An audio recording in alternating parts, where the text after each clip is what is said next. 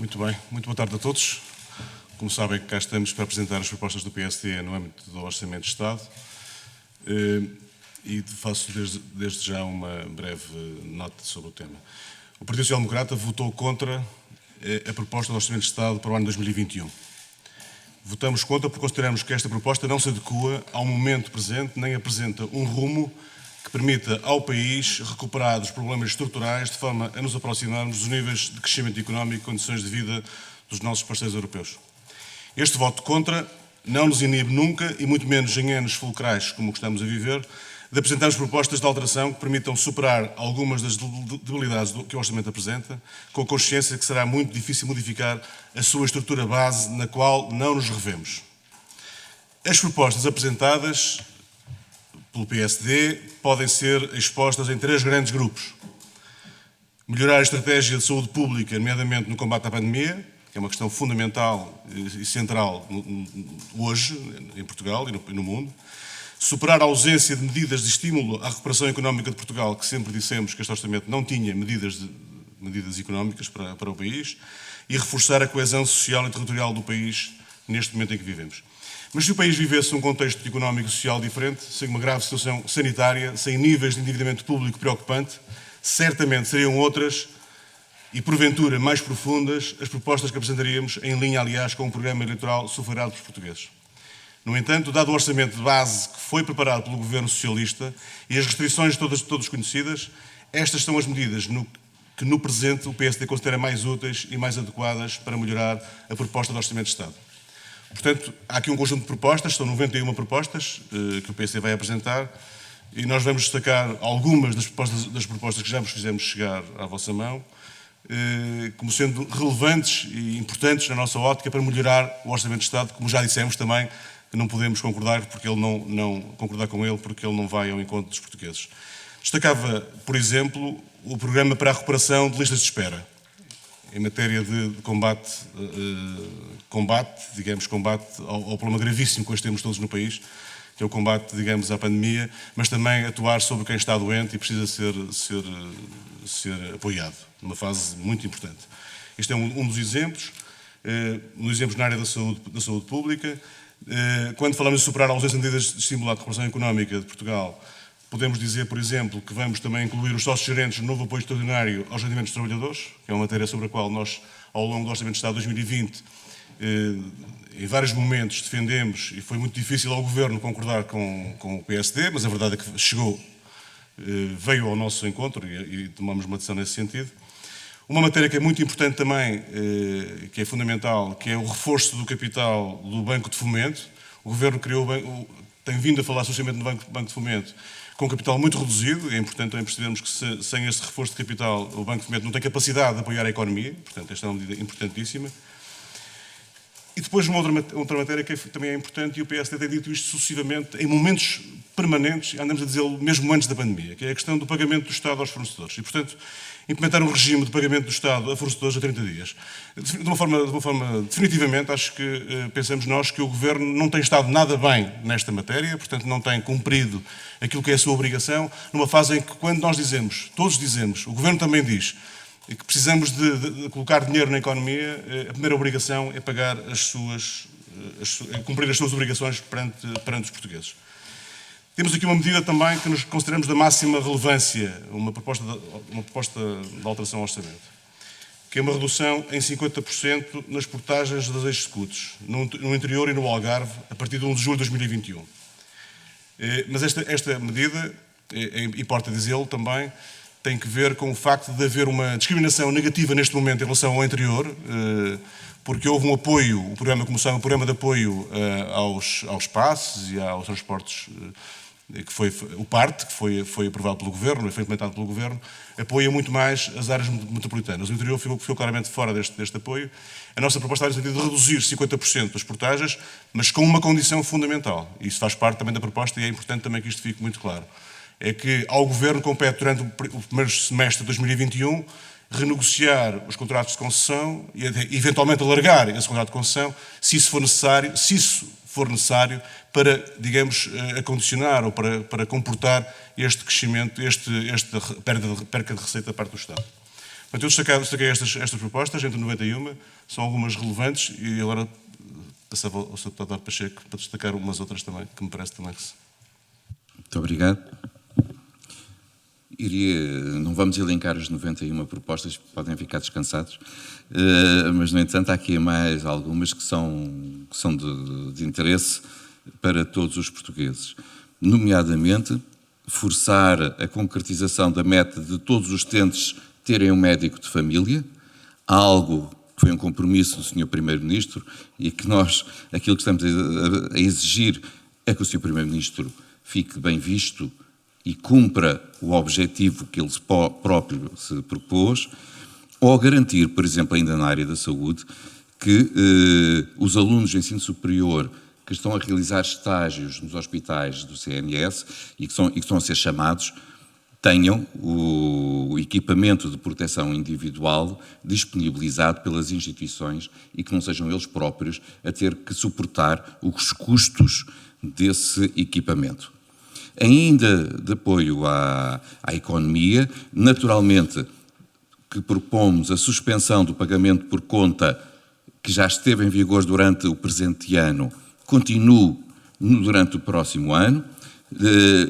É fundamental que as empresas não comecem a pagar por lucros que não vão ter e, portanto, porque infelizmente a situação económica, como todos percebemos, está longe de retomar a normalidade que todos desejamos, ou ainda criar um incentivo fiscal à redução de rendas dos estabelecimentos comerciais. E isto para aplicar-se a todas as rendas. Não é uma obrigação para as lojas de rua, mas propor, através do incentivo fiscal, que haja um benefício aos senhorios que acordem a reduzir as rendas às lojas de rua e, simultaneamente, também para as lojas dos centros comerciais, aí já não em termos de incentivo, mas em termos de exigência. Ainda na área da coesão social e territorial do país, há algo que é fundamental, da máxima justiça. Propor um reforço de verba para as instituições de solidariedade social, que, como sabem, estão a viver momentos muito difíceis, estão a ser chamadas a dar o seu melhor também neste combate a esta pandemia e que têm nos seus quadros pessoas que, pela realidade do país, vivem sobretudo com o salário mínimo. Ora bem, aquilo que acontece é que o proclamado aumento do salário mínimo, se não for repercutido nas transferências do Estado, vai piorar a situação financeira dessas instituições de solidariedade social. E, portanto, aquilo que nós exigimos, não propomos se é 2%, se é 5%, se é 10%, é que o aumento das transferências para as IPSS acompanhe aquele que é o aumento também do salário mínimo que o Governo venha a decretar. E que os manuais escolares sejam distribuídos independentemente dos alunos frequentarem o ensino público ou particular e cooperativo, desde que estejamos a falar de famílias carenciadas naturalmente. Podem-me perguntar, ou podem-nos perguntar, mas isso há famílias carenciadas com alunos nessas condições? Sim, existem. E todos sabem que existem. Porque muitas vezes as instituições têm, por exemplo, protocolos com os seus próprios colaboradores, que permitem aos filhos dos colaboradores frequentarem essas escolas. Não estamos a falar de colaboradores que tenham altos rendimentos, mas essas pessoas têm os seus filhos neste momento em situação de desigualdade, porque na escola pública tinham os manuais gratuitos e aos tê-los numa escola do estabelecimento cooperativo têm que pagar os seus manuais escolares. E, portanto, são algumas das 91 propostas que aqui gostaríamos de deixar e naturalmente, o grupo parlamentar vai bater-se por ela durante a próxima semana de debate em sede parlamentar. Muito obrigado.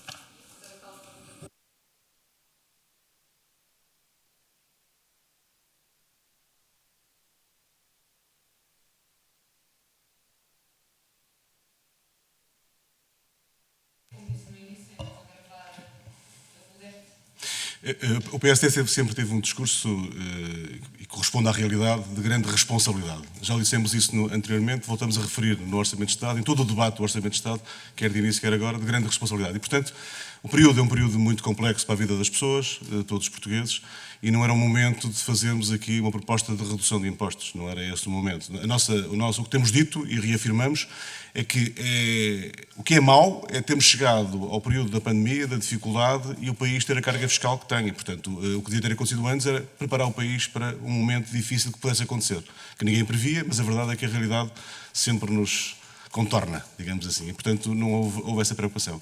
A questão que colocou em relação às medidas, posso dizer-lhe que as medidas do PSD têm um valor residual, e, portanto, não é claramente um tema que mereça discussão, na nossa ótica, não temos sobre isso nenhuma dúvida. O que poderá merecer discussão, ou merecer uma análise mais aprofundada, é o conhecimento que temos já pelos jornais, por vós, de mais de 300 milhões de euros de custos que algumas medidas que o PCP apresentou, isso já ouvimos, portanto, e que foram já aceitos pelo Partido Socialista, é mesmo isso, pelo Governo, e, portanto, já foram aceitos, já há um custo assumido no âmbito da especialidade. Isso é que é motivo de preocupação. Nós dissemos isso no debate, que havia uma fatura a cobrar pelo PCP, e, portanto, vamos agora ver o que é que vai acontecer nesta fase, na fase da discussão das propostas. Mas ainda está-se a calcular um valor que parece talvez a mais, cambiar esta das escudos. Essa das escudos, a resposta que lhe dou é muito simples. A proposta que nós fizemos, vai vê-la depois com mais detalhe, não implicará nenhum custo se for cumprido o que está determinado na nossa proposta. Ou seja, que o Governo, durante os próximos 6 meses, no primeiro semestre de 2021, faça uma renegociação dos contratos que permitirá não ter efeito, digamos, a esse nível. Não é? Portanto, se houver um alargamento dos contratos, é fácil perceber que é possível acomodar sem que haja aqui um custo para os portugueses. E a ideia é claramente, como já explicamos também, havia aqui um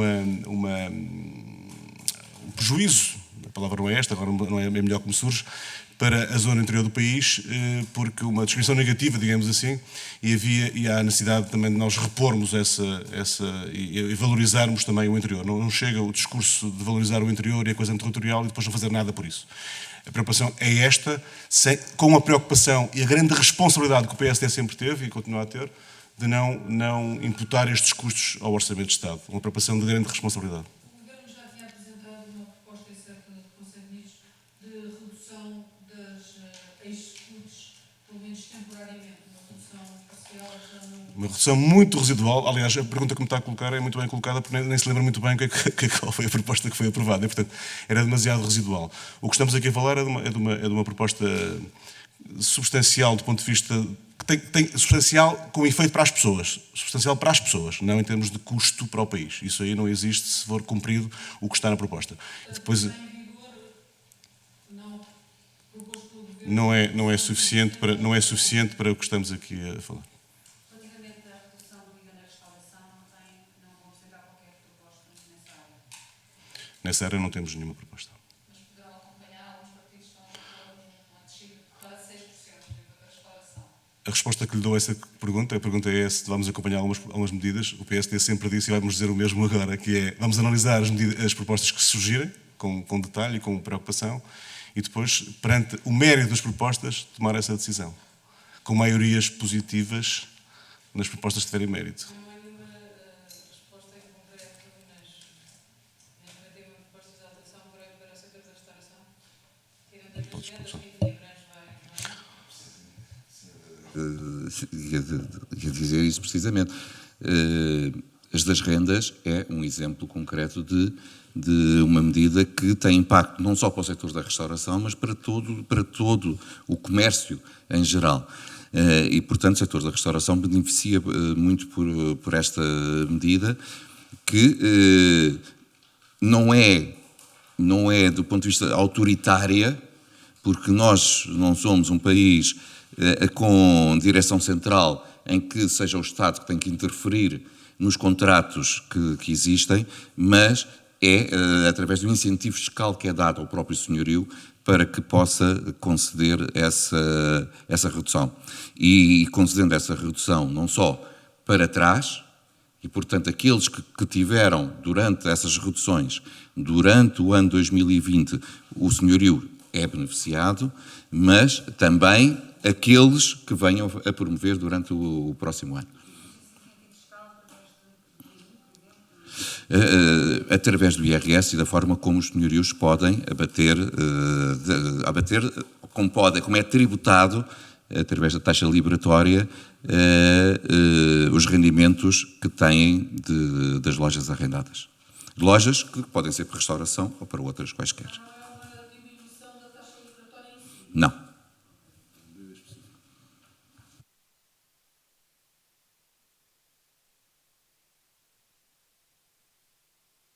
Ok, entrar já um bocadinho na especialidade da proposta, não sei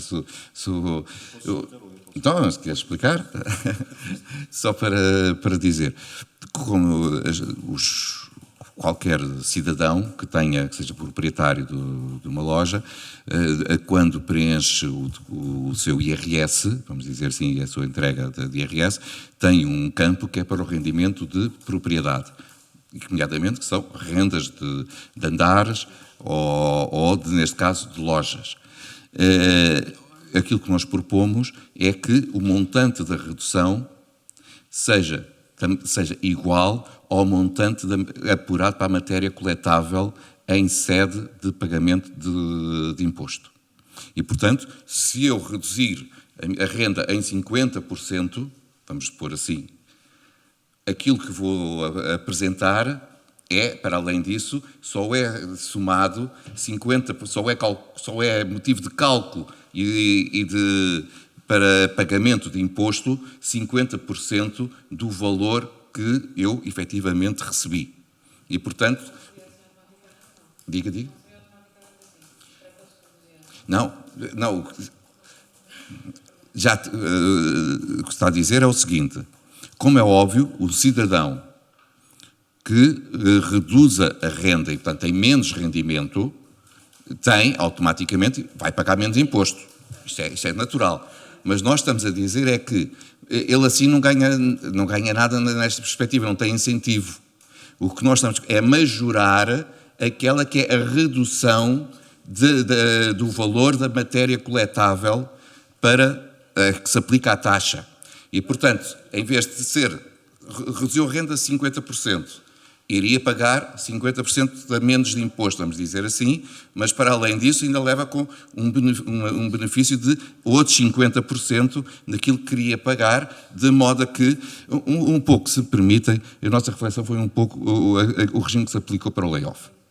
Para salvaguardar os postos de trabalho, o que é que se assumiu? É que o Estado, querendo que as pessoas permanecessem, o vínculo laboral permanecesse, assumiu uma parte do custo do trabalho desse trabalhador, a entidade patronal assumiu outro custo e o trabalhador ficou com uma perca também de algum rendimento. Aqui a mesma coisa.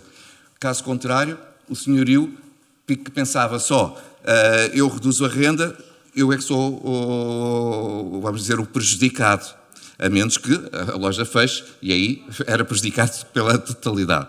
E, portanto, o Estado também assume um pouco do custo dessa redução de renda, tal e qual como no regime de layoff, repartindo o mal por todos, de modo a que essa loja não feche portas e que o senhorio tenha esse incentivo a manter o contrato, tem que estar tudo contratualizado, isto não pode ser para quem não tenha contratos, naturalmente, mantendo o contrato de arrendamento.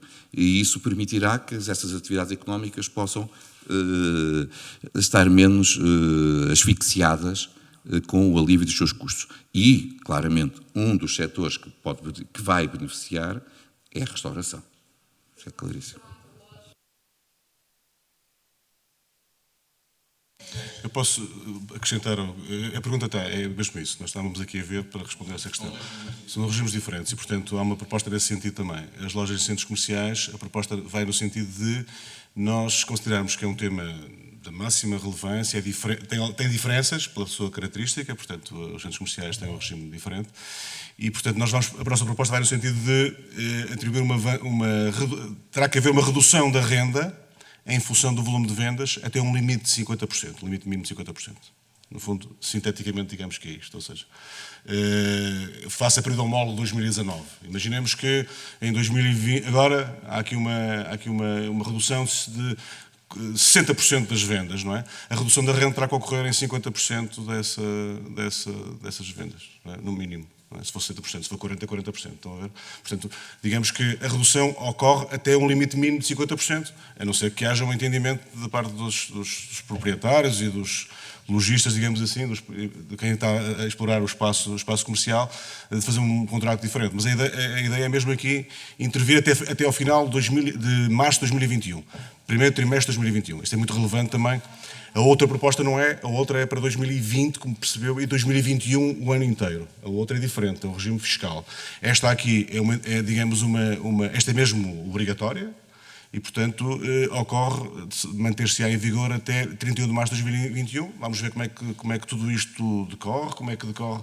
Reparem que também houve uma preocupação no passado recente, aprovámos uma proposta que fosse um prazo mais curto.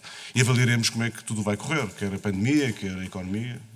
Estamos cá para isso mesmo. E acha que os centros comerciais estão dispostos a aceitar isso? Não se trata de estarem dispostos. Há aqui uma situação que é dramática hoje para todos, não é? Que é para quem tem os detentores das lojas e quem está a explorar as lojas, e, portanto, compete ao Parlamento, compete a nós também, enquanto partido responsável, fazer propostas no sentido de equilibrar, digamos, a dificuldade de todos. Trata-se, como dizia um bocado o deputado Duarte Pacheco, de repartir um pouco o esforço de todos, não é? O exemplo que demos há um bocado em relação à questão do benefício fiscal tem a ver com essa repartição. Aqui também se trata de intervir para repartir, digamos, essa dificuldade. O momento é de grande dificuldade. Digamos, se me perguntarem se há soluções perfeitas para todos os problemas que vão surgindo, não há. Claramente não há. Elas não são perfeitas. A preocupação que nós tivemos aqui e garanto-vos que foi uma preocupação muito, muito, muito forte, de tentar criar uma solução que fosse o mais equilibrada possível e minimizasse os efeitos e fosse realmente o equilíbrio é a palavra-chave nestas propostas. Que, aliás, em todas, mas nestas aqui em particular também. Que é mais sensível, digamos assim, não é? Mais alguma questão? Muito obrigado. Boa tarde. Obrigado.